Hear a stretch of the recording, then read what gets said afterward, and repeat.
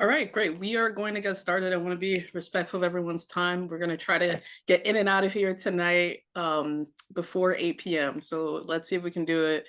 Again, for those of you just joining, my name is Asada Man, and I'm a community organizer at the New Jersey Institute for Social Justice. I'm really excited to welcome you all to our virtual kickoff and our launch of our Million Voters project, which we're excited to share with you a little bit more about tonight. But today we are really going to be diving into this idea and question about how we can build power in our communities, especially communities of color, how we can overall reimagine and strengthen our democracy, and just make sure that every voice is being heard and has a seat at the table, especially leading up to the very critical elections that we have in 2025, namely the governor's race. Again, if you can, while we get started, please introduce yourself. We'd love to know who's in the room. So in the chat, share your name and where you're joining us from, and anything else you want the group to know. I also want to give a moment to my colleague McGowdy and let her introduce herself. Hi, everyone. Good evening. It's good to be here with all of you tonight on our Million Voters Project launch. Excited to get into this. I'm Christopher Cooper associate ruled just a short counsel. time ago that he. Sorry, I just muted the person that I was speaking over me. But as I was saying, I'm an associate counsel here at the Institute in the Democracy section, and I am excited to talk more about this initiative with all of you. Great, thank you, McGowdy. And for those of you who don't know, hopefully you all are familiar with the Institute because you're on this call tonight. But a little bit about us: we are a nonprofit organization in the city of Newark. We're really a racial justice policy think and do tank. We really try to listen to what communities need, especially communities of color, and then fight alongside them for policy changes that really try to repair the harm of structural racism. And we do our work in three main areas. That includes democracy and justice. That's where a lot of our voting rights work is focused. And, we'll be talking some about that tonight. But we're also active in criminal justice reform and economic justice. All right, so again, we're gonna dive into a little bit about what's going on in this current moment in our democracy, and try to reflect a bit about what's been going on, especially in light of the 2024 elections, and talk about the road ahead. So I'm going to turn it over to my friend McCowdy. Hi, everyone, again. So again, thank you so much for being here as we launch this project. It's tonight we're going to reflect on the 2024 election, look at the current landscape of voting rights, and discuss how this project will empower communities, increase voter participation. That will be towards the end of the discussion. Asada will cover most of that. But my part will be mostly talking about the current challenges. And we know the challenges facing democracy today are real. But we also know that through collective action, we can build power in communities of color, mobilize voters, and ensure that everyone has a voice in shaping the future of our state and country, maybe even world at this point. So what's I guess like what is the moment? And we can start by looking at. Sorry, I got distracted by the chat, but so if we're going to talk about understanding the moment, I think it makes sense to look at what's going to happen over the next 4 years, like what's ahead. So you can see the slide, but basically over the next 4 years we're going to see major shifts in federal policy. It's already happening through executive action, which is not the same as congressional legislative action, but a lot of the changes that right now are being driven by legal battles, executive decisions, and so we should probably be keeping an eye on two major aspects of their agenda, which are the Project 2025 that was released, I think, sometime early last year, and or mid last year, and what's coming down the pike in our Supreme Court. So we know that Project 2025 is basically a conservative policy roadmap aiming to reshape federal governance in ways that could deeply impact our democracy. And these Supreme Court decisions are a series of rulings that will shape civil rights, voting rights, and the structure of our government. So, these are going to be this is already being employed currently, and we will most likely see more of that as we see the Supreme Court take the bench soon and the decisions start rolling out in the middle of summer. So to start, we can talk more about Project 2025 and what it means and why it matters.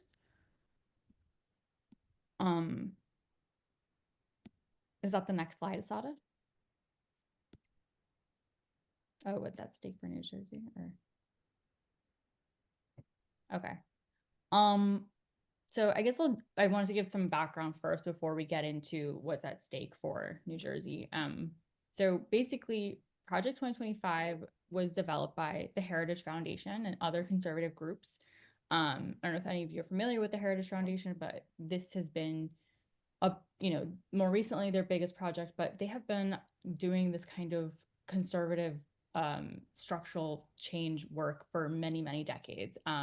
We know that people from the Heritage Foundation and the Federalist Society have been appointing judges to higher, federal courts for many systematically throughout the Republican presidencies. And you saw it mostly during the Trump presidency more recently. And you saw it when Obama was president and they declined to, the legislature, the congressmen of the time declined to promote Merrick Garland into the Supreme Court. And then Neil Gorsuch took his seat instead. So right now we have an extremely conservative bench. It's not the first time we've had a conservative bench. It's actually mostly been conservative for the most of the history of this country. But it is more terrifying now because they're basically rewriting the laws from past cases. They're, the reason that we, as lawyers, we have I guess somewhat like faith in our legal system is that I've been working the farm. We've got a system going. It works. This person keeps unmuting. I'm not sure they're supposed to be here. But anyway, so as I was saying about the Supreme Court, it's scarier now because we have this bench that will just completely go against the rule of law. And they're a part of this Project 2025. In a lot of ways, they're helping push that agenda. This project is meant to expand presidential power by replacing civil servants with political appointees, rolling back progressive policies like climate change, LGBTQ rights, reproductive health, and they want to restructure the federal agencies and weaken oversight and increase executive control. Some of you may be following the news and you saw that over the weekend or maybe the past few days that there have been executive orders passed saying that the executive branch has complete authority in legal interpretations, and any agency that wants to pass any kind of ruling needs to go through the executive of the branch. I'm sure that will end up in court. But one proposal that is obviously very scary from Project 2025 is to eliminate the Department of Education, and shifting control to states. This could impact everything from school funding to policy on book bans and curriculum. So whether you support or oppose these changes, staying informed and engaged is crucial. Elections shape leadership and leadership shapes policy. And what's the Supreme Court, as I was mentioning before, like they continue to shape the political landscape with decisions that have far-reaching consequences. Over the past year, the court has issued rulings that have altered fundamental rights and legal frameworks. I won't go into it too much, but we saw the affirmative action case where in Harvard and UNC, In 2023, the court struck down race-conscious college admissions, fundamentally changing how universities consider diversity in their application processes. In Allen v. Milligan in 2023, this is the big voting rights case. And in that case, it was good. The court, but there were some bad dicta, basically some bad language in there that could mess other things up in the future. But the court upheld key parts of the Voting Rights Act and required Alabama to redraw its congressional districts. But I'm sure we'll see more of these kinds of issues. We know there's a case in Louisiana about redistricting that the NAACP Legal Defense Fund and co are preparing for, and we'll see what comes from that. And of course, the presidential immunity case in 2024, and that allowed Donald Trump to be immune from criminal prosecution for the actions he took while he was in office. And this term is shaping up to be another consequential term for the court. Cases concerning everything from transgender Americans' ability access to health care.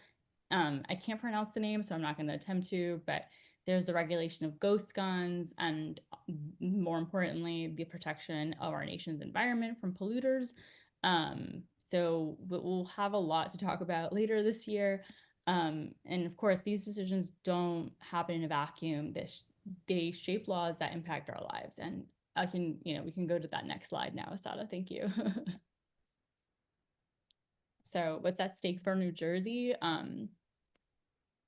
So we know that federal policies shifts aren't just abstract ideas. They have real consequences for people in New Jersey. And basically, we'll see some funding cuts. And so reduced federal aid could lead to fewer resources for New Jersey schools, healthcare, and public safety. Changes in sentencing laws could undo progress in criminal justice reform. Efforts to weaken voter protections, like blocking same-day voter registration, and we see that in our own state, could silence thousands of young and marginalized voters. Environmental deregulation could lead to increased pollution, particularly in vulnerable communities. And while abortion remains legal in New Jersey, federal restrictions could limit funding and access. Immigration crackdowns could lead to, what we're already seeing. Families are destabilized.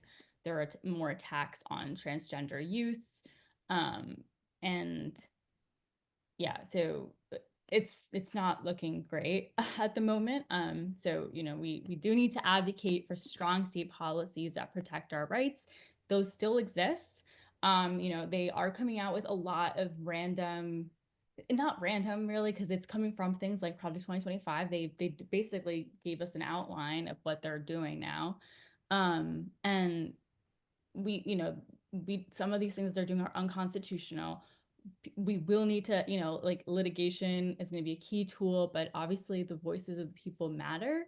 And the more people that hold the line and stand up to what's going on, it will make a difference, but it will become increasingly more difficult as more people start becoming apathetic, and they're going to be inundated with constant negative coverage. And it's just when people have studied other democracies that have backslid, these are very similar tactics, and it's meant to get people tired, and not to tune this stuff out. But we do need to keep an eye on it, and keep supporting the efforts that you're here tonight. Keep supporting these kinds of efforts to expand voting access, civic engagement. And we do really need to hold our state elected officials accountable too. Like, they should not get a free pass just because the federal government is inept. I think we can go to the next slide. Sorry, I got really, really upset just saying all that because it is very, very scary. All right, so the reason we're mostly here is and I think this actually happened before the election, but I think regardless of what the outcome would have been for the the Million Voters Project was still going to happen. It's just now even more important than ever that we're engaging people locally and more intentionally. So one of the lessons from the 2024 election is that despite major outreach efforts, voter turnout in New Jersey was lower than expected, especially among young people and communities of color. So why did this happen? Probably for the reasons that we've been talking about, and we all know it's barriers to access. There was a lack of competitive races. I think just in general, misinformation, confusion, and truthfully, people were pretty upset and tired of the political system that they've been experiencing for the past, however long they've been of voting age. It's a lot, we can say so much about what is wrong with our political system. There is, of course, you know, we we know in New Jersey we had the ballot line issue, but more, like more broadly, we just felt that especially for young voters, they don't feel that they're being directly engaged. Like no one is taking, studies show that young people feel, are very issue based. They want someone they want to be shown that progress is being made. But the truth is that at the end of the day, a lot of promises are made that aren't kept. And so the apathy, I don't know if it's apathy necessarily, but definitely disillusionment with the political process. So I think moving forward, and Asada will get more into some solutions to these problems, but things like supporting the New Jersey Voting Rights Act, same-day voter registration, and making voting more accessible, expanding voter outreach in schools, workplaces, community spaces, starting voter education earlier to counter misinformation, and obviously investing in peer-to-peer organizing, as we're doing now with the Million Voters Project, because young people are more likely to vote when they're encouraged by peers. Okay, so the takeaway.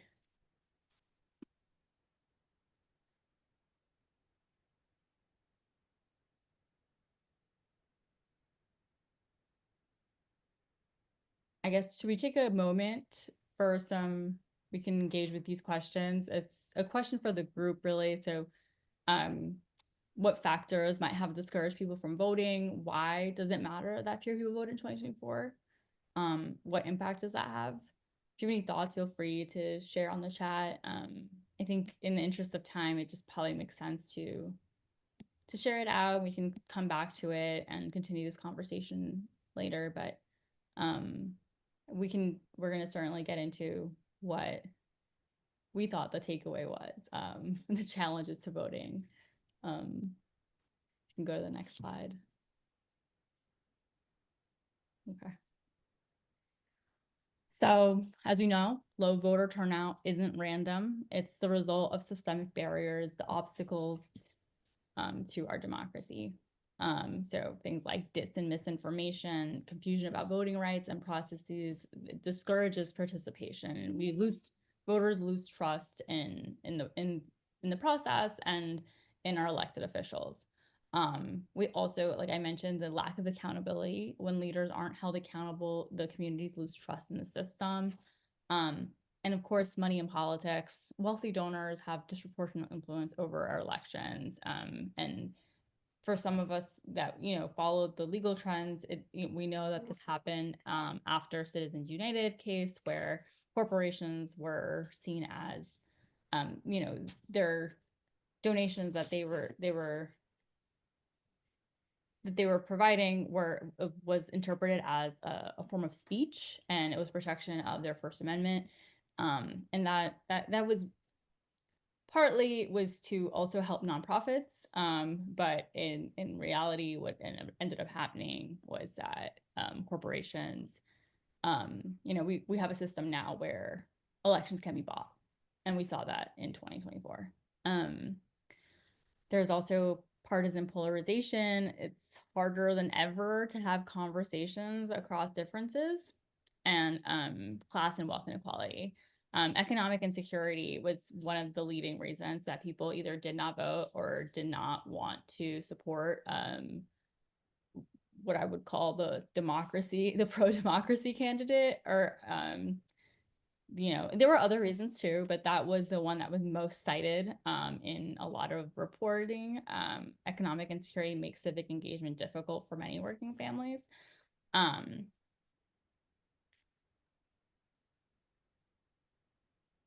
So I guess we could just go to the next slide.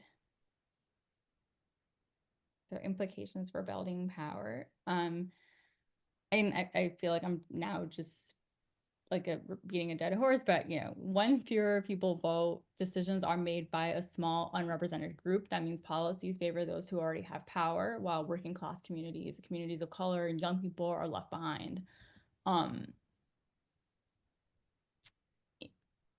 So for instance, right now, one of the big projects at the Institute is to get Newark students to the polls in April 15 for school board elections. So for instance, in cities with high youth voter turnout, school boards are more likely to invest in services like mental health services, fair discipline policies. But when turnout is low, these priorities get overlooked. I think it's important to start connecting these dots and making people feel like their voices matter and why voting matters. I think there are a lot of people that just, obviously there's a lot of information that they don't know about when an election even happens, but it's just even like why voting matters. I think Asada and I have met so many people in the past year through this campaign that, through the lowering the voting age campaign, where a lot of young people just are completely disengaged, and it doesn't change much as they age, because nothing, they never received that kind of foundation. So I think this is, partly why this kind of work is so critical, and why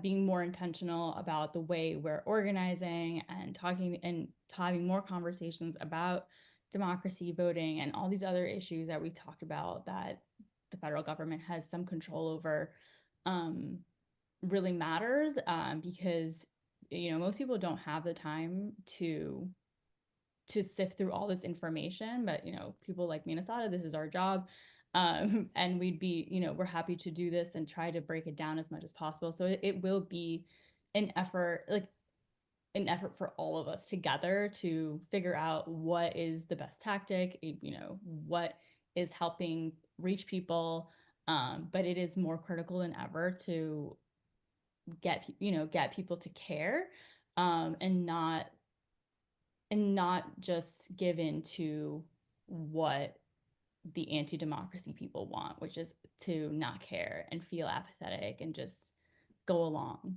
to get along. So that's it for me.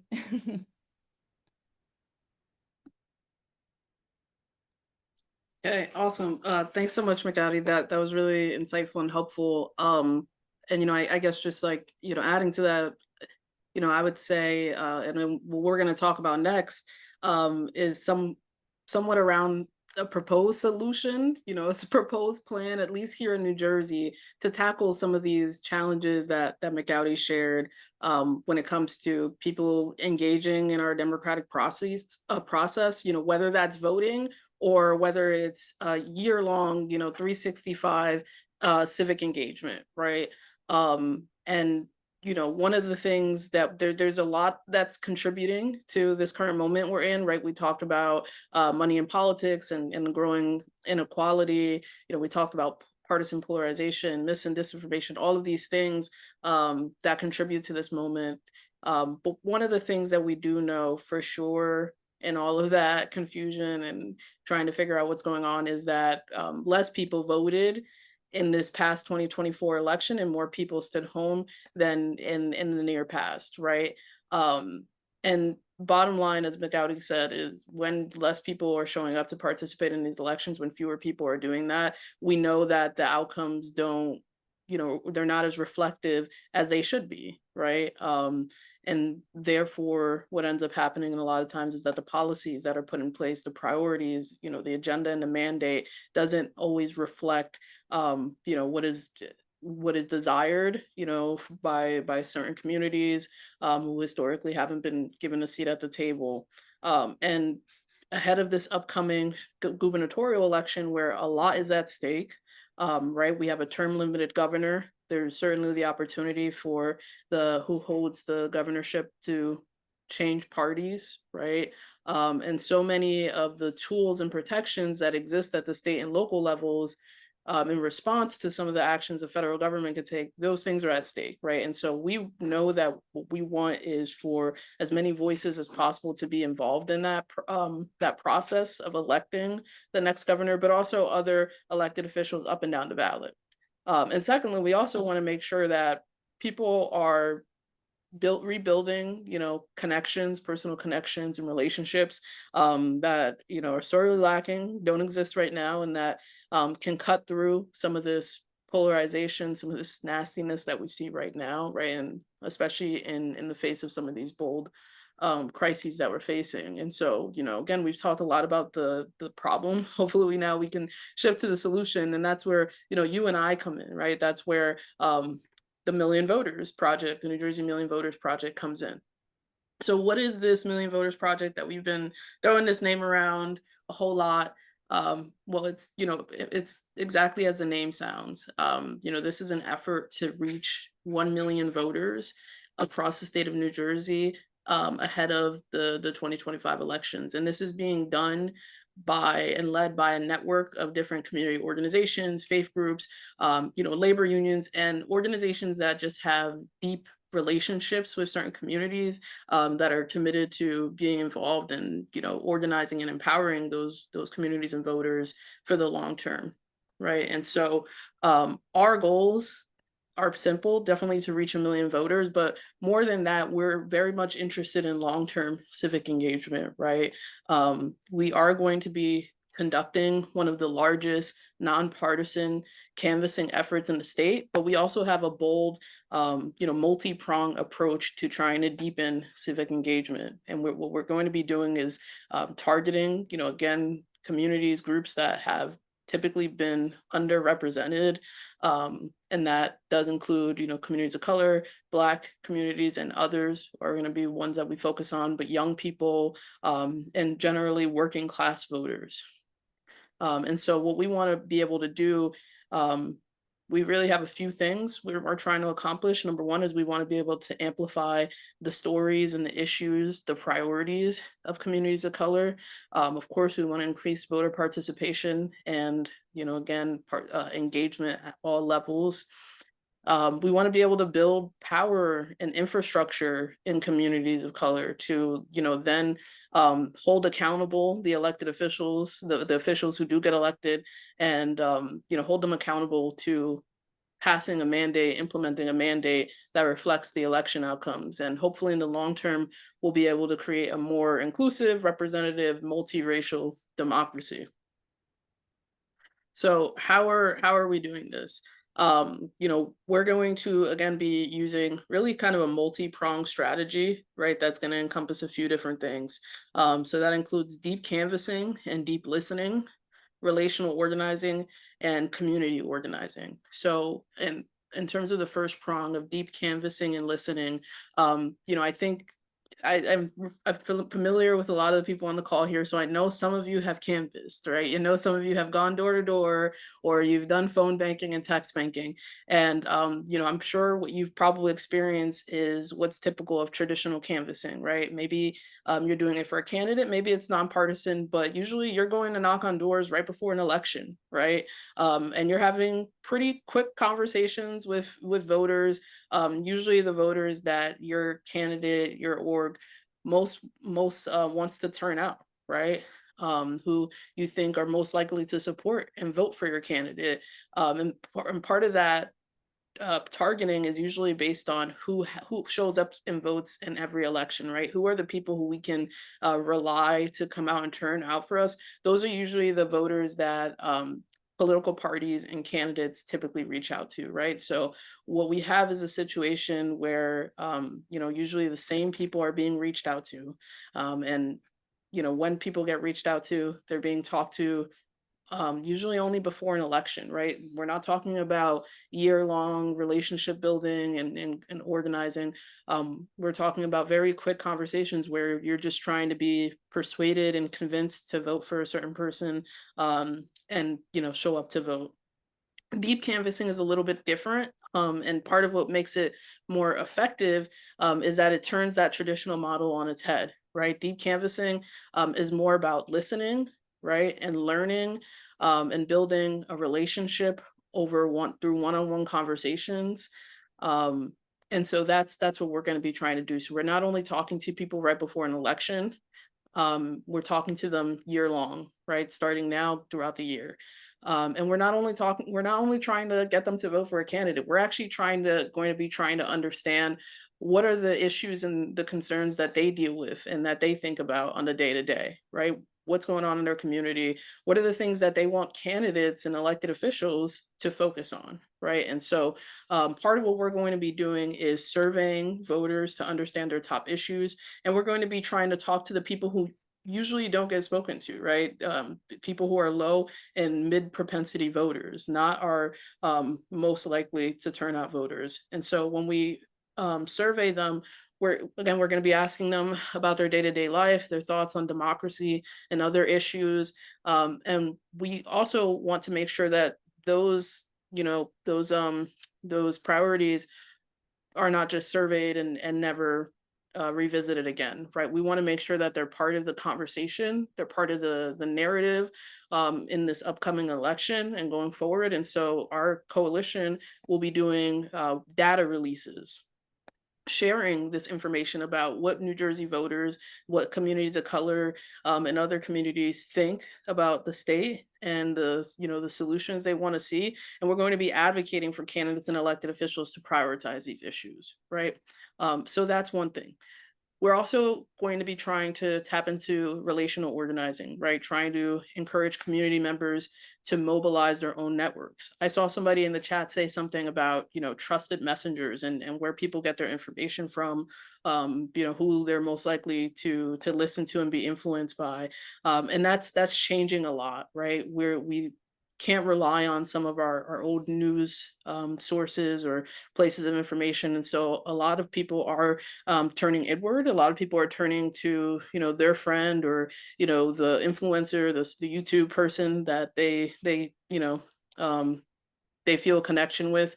And, in part, we want to tap into that. We want to encourage people to, again, be reaching out to their neighbors and then trying to get them involved with, civic actions going on in their neighborhoods and in their cities.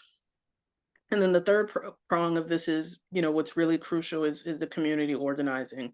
Again, we don't want to just talk to voters one time and never talk to them again. We want to be plugging people in to the broader movement, and movement building efforts that are going on in their community. So whether that's coming to a listening session or a town hall, maybe that's coming to a rally or participating in some sort of training, we want to make sure that people are finding outlets, and really on ramps to being involved in the democratic process, and building out long-term leadership, grassroots leaders in communities around the state, so that we are able to hold candidates and elected officials accountable.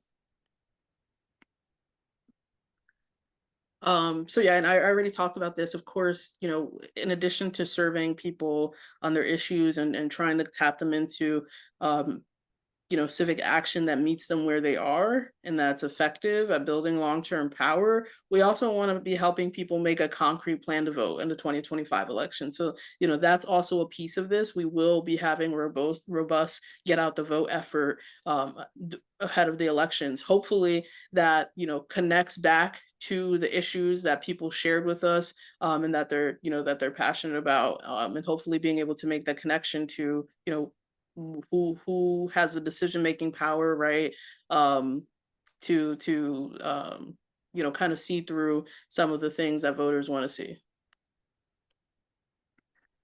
Okay, so you know, again, this for us is not just about elections. We're trying to create a long-term movement so that we can transform our democracy from the ground up, right? Because that's the way that we believe that change is always made. And so we know that this is really going to happen one conversation, you know, one voter, one resident at a time, one community at a time. And so, you know, hopefully you're wondering now,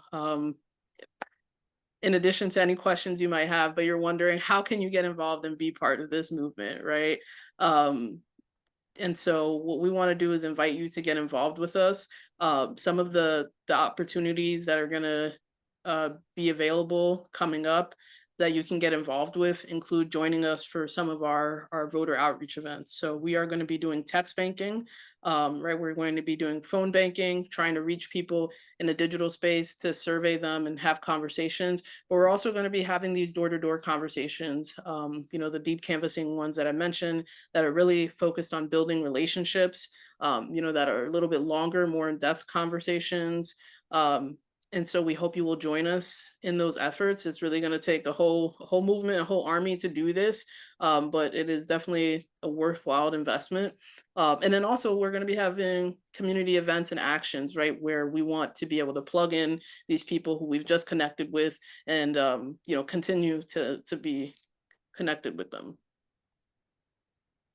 So if you join us and you sign up to volunteer, you know, we want to let you know, of course, that you know, you're not going to just be thrown out there into the wild, right? You're going to be provided with pretty much everything you need to get started and to grow. You know, as an organizer, as an activist, however you see yourself, you're going to have the resources to be able to do this effectively and with confidence. So that's going to include ongoing training, you know, so that you can learn all the best practices for doing this type of outreach. We're also going to have volunteer guides and scripts available, right?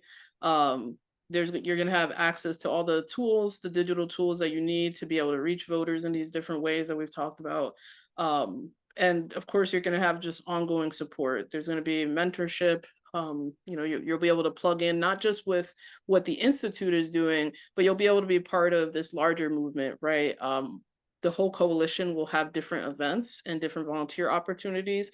And so, you know, we'll be able to communicate with you and share with you what's going on around the state with this effort. So here are a few dates that we would love for you to save and hopefully join us at.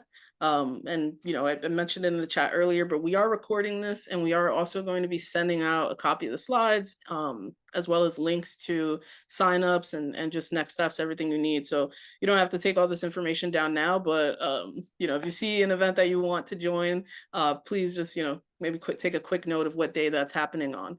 We're going to have our first coalition canvas on Tuesday, March 12th, and that's going to be in the afternoon. So hopefully we can see you there. Location to be announced still, but it'll likely be in either Elizabeth or Passaic. So stay tuned. And then most of our text banks and phone banks for now are virtual. There might be opportunities in the future for us to connect in person, but you know, we want this to be as accessible as possible. And so, you know, we want to have you know, we'll have some online events so that you can pretty much plug in wherever you're at, just hop on your phone or computer. And then the Institute, along with many of our partners in this coalition and out, we're going to be hosting really like a 2-day democracy-focused event. So we'd love to see you there on April 16th. We're going to have a convening that's going to have a keynote speaker and a couple panel discussions around the state of democracy and just hot topic issues right now. But we're also going to be having a candidate forum with some of the gubernatorial candidates who are running this year. Okay, so again, hopefully you're ready to get involved with us.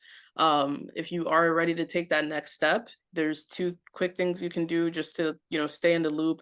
Number one, you can sign up for some of these events that I just shared. We already have a few of our text banking and phone banking signups available. So you can either scan this QR code, that there's also a link here. Again, we'll share this with you. And in general, if you want to be part of the Institute volunteer team and just receive updates on volunteer opportunities that are available, you can scan this other QR code here.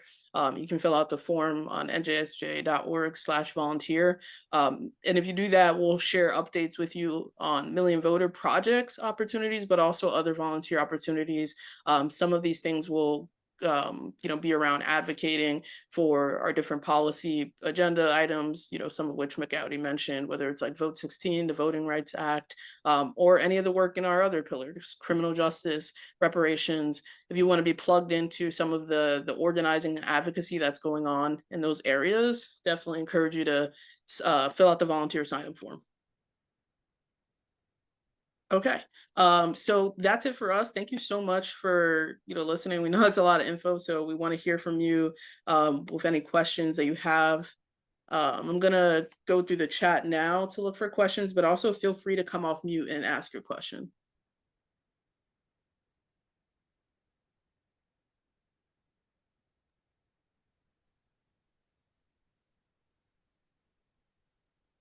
Yeah, thank you all so much for just sharing your thoughts and your your analysis of what's going on in this moment.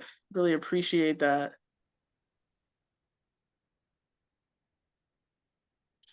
Okay. All right, so I see from Nisha. Hey Nisha, great to see you here. What about citizen assemblies, people budgets, or participatory budgeting? We've talked about this a little bit. I think this is definitely something that many people are interested in or would be interested in. Can't speak to this in too much detail right now, but I know off the top of my head that I believe the People's Organization for Progress is planning a people's convention for sometime in April. So, that's definitely similar to I think the citizen assembly that you're talking about. And it's an opportunity for, just everyday regular people, not elected officials, not special interests, lobbyists, whatever, to come together and put forth resolutions and plans of actions for the different, changes and policy agendas that we want to see. So we'll try to get more info on that and share that with you if you're interested. Okay. You Yes, mentioned, yeah, go ahead. I think Diane. Oh yeah, thank you. You mentioned People's Organization for Progress. They're going to resume the voter registration and information empowerment on Saturdays on March 1st. Usually it's from 3 to 5 p.m. Broad Market.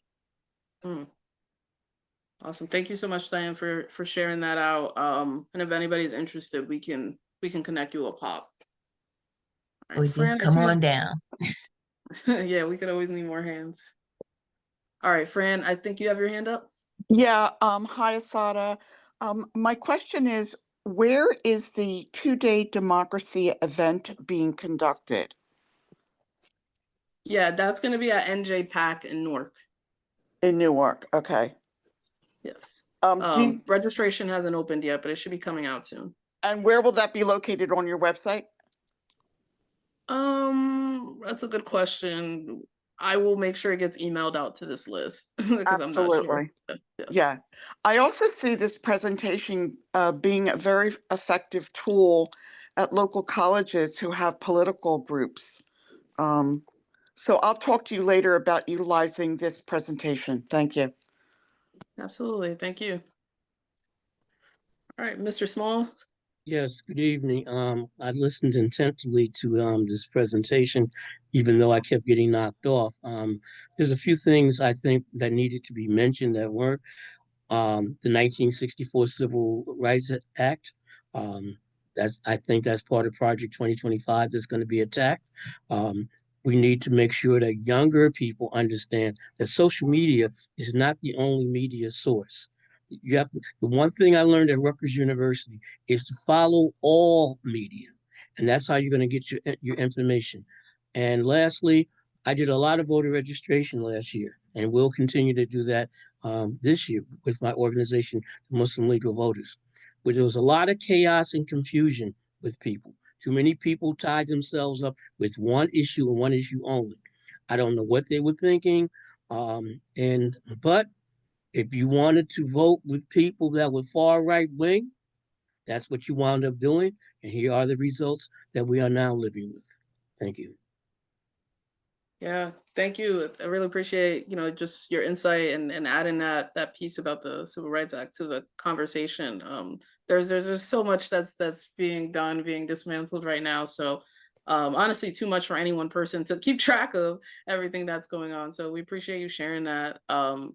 Part of what this Million Voters Project hopes to accomplish is to better understand, people's motivations and reasons for, voting the way they do or either not voting, right? And we really want to take a very like open-minded, open-ended, approach to this. And part it's going to be a fact-finding mission, right? And so hopefully we'll be able to bring some people back into the fold in, a way that's effective.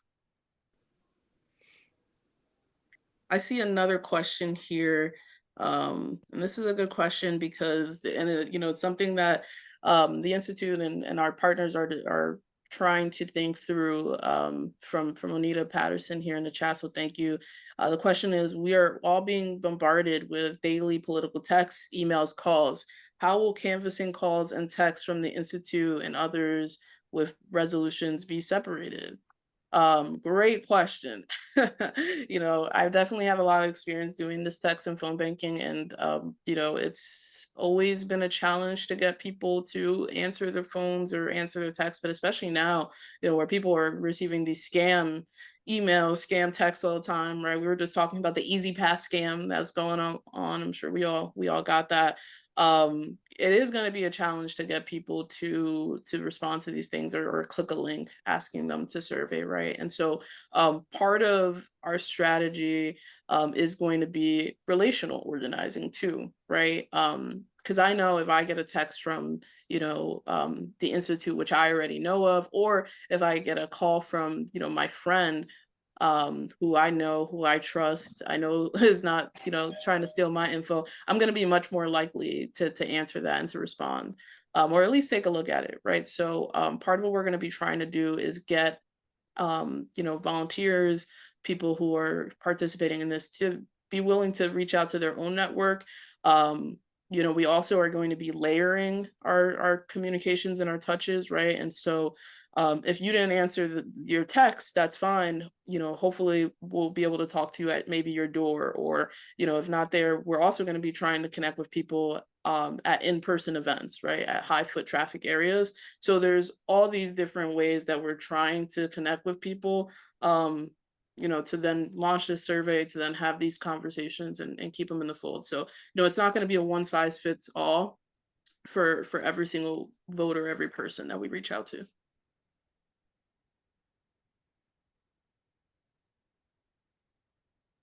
Oh, and then I see another one from Victoria. Hi, Victoria. Anything planned for Southern New Jersey? Yeah, that's always a question, right?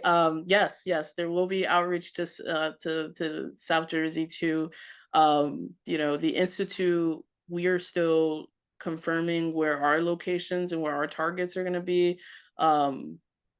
But there are other people in the other organizations in this coalition, and some of them are in South Jersey. Some of them will be focusing their efforts down there. And so part of what we'll be able to share with you, again, is not just like the events that the Institute is having, but events that might be closer to you, that you can get plugged into. But across the board, we're all going to be using similar like data collection methods. We're all going to be using a similar strategy here. So you'll get a very similar experience no matter what org you're volunteering with. That's a great question. Yes and no. We are, in general, just trying to do more intentional, digital engagement, digital outreach using these different platforms. So we do some social media, do some like videos already. We don't have anything on the Million Voters Project yet in the volunteer opportunities, but we'll probably start promoting soon. Right now, the coalition does not have social media yet, just because we're just starting to ramp up. think there's another question from Maple. How do we talk to people who refuse to talk about it? Okay, yeah, when trying to create deeper relationships about democracy and getting involved, how do we talk to people who refuse to talk about it? Yeah, I mean, I think what Nisha said there right after is key, right? Can't open with democracy, which I would say I would just tweak that a little bit to say you can't open with like the politics and the voting of it. I think, right? Our outreach is not going to start with, hey, did you vote? Or hey, are you voting? Right? Or we're going to be asking people about what are the things that keep them up at night, what are the issues and the things that are priorities for them that they don't feel like are being addressed. How effective do they think government is, right? Do they even know that there's an election going on, right? And we want to again try to connect over issues, because those are the things that usually keep us together and bind us, right? When we sometimes get into the red and blue of it, that can be divisive. So it's not to say that we won't have these hard conversations and do political education and try to get people to vote, but we're first and foremost trying to lead with building a relationship that is non-transactional and that can last a long time and cut through this.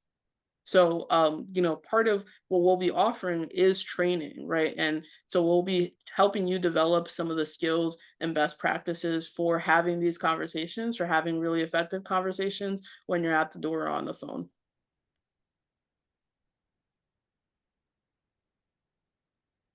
Okay. What else?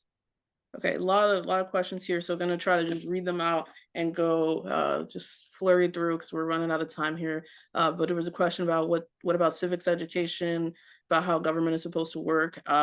We think we need more of that for sure. We're big proponents of that. The Institute definitely does political and education and like civic education events sometimes. We're trying to do that more. Being communities part of that will be included in this plan, right? When we do our community meetings and events. I will also share that there is a new coalition called Civics NJ that's going to be being launched. I think they're launching March 11th, maybe that's the date. I can't remember. There's too many things happening. But if anybody's interested in that, we can share info in the follow-up email. It's going to be a coalition that's really doing exactly, I think what's implied there, which is advocating for more like robust requirements of civics education in school, because that's sorely lacking, right? Okay, so what about North Jersey? It wasn't until last election that I realized we're kind of the orphans of the state when it comes to a political and civil action. I assume it's because we're closer to New York. Oh, that's an interesting take, Hector. But great question. Yeah, definitely will be efforts in North Jersey. This is going to be a statewide effort. And if I can go back in my slides real quick, we have a little map here of the state of New Jersey. This is not an exhaustive list, but these are some of the places that our coalition has committed to doing this outreach in already. And I can see off the top of my head some are missing, but we're going to be North Jersey, Elizabeth, Newark, Passaic, Patterson. I know Jersey City is on there too. It's going to definitely be a lot more activity going on there soon. Yes, being next to New York and sandwiched in between Philly and New York does play a large part in our politics, I think.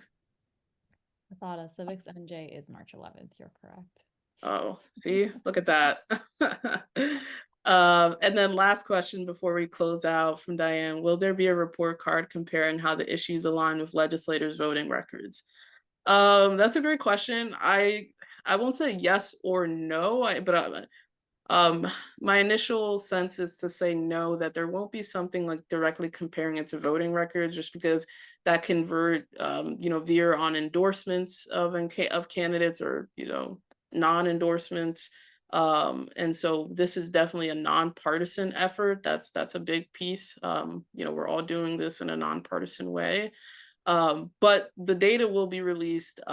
Stories will be shared in creative ways. I can't speak to exactly how it's going to look just yet, though. Okay, and then one more question, Victoria, because I saw your hand come up. It wasn't a question so much as Oh. with regarding how our legislators work, vote. There's several sites that you can get on. I'm on Ballotpedia all the time to see what some of our representatives are doing, and it's enlightening. It's a good question because, you know, most people, they believe they voted in this person that's going to carry on with the reasons we put them in there. And then when you check their voting record, it's like, what happened? So, you know, but there are sites, plenty of sites that'll give you that.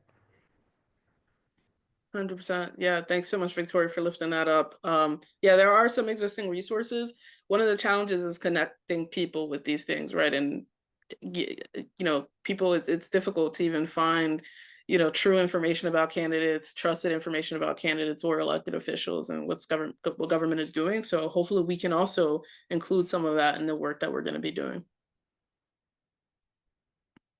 Okay, so that's it for tonight. I promised you all I would get you out of here by 8 p.m. So I'm, for the sake of everybody's time, we're gonna wrap up. But again, I want to thank you all for being here tonight, just giving us your time and all your feedback, your thoughts, your energy. I know we are all concerned, to say the least, about what we're seeing in this moment, but all of this also has been building up in the last few years too, right? This is not brand new. So I know some of us have been doing this work for a long time, and hopefully we can all stay connected and try out this new thing, and see what we can accomplish together, and hopefully build a stronger democracy. So next step, stay tuned for a follow-up email with the recording, the slides, and all the sign-up links to the things we mentioned.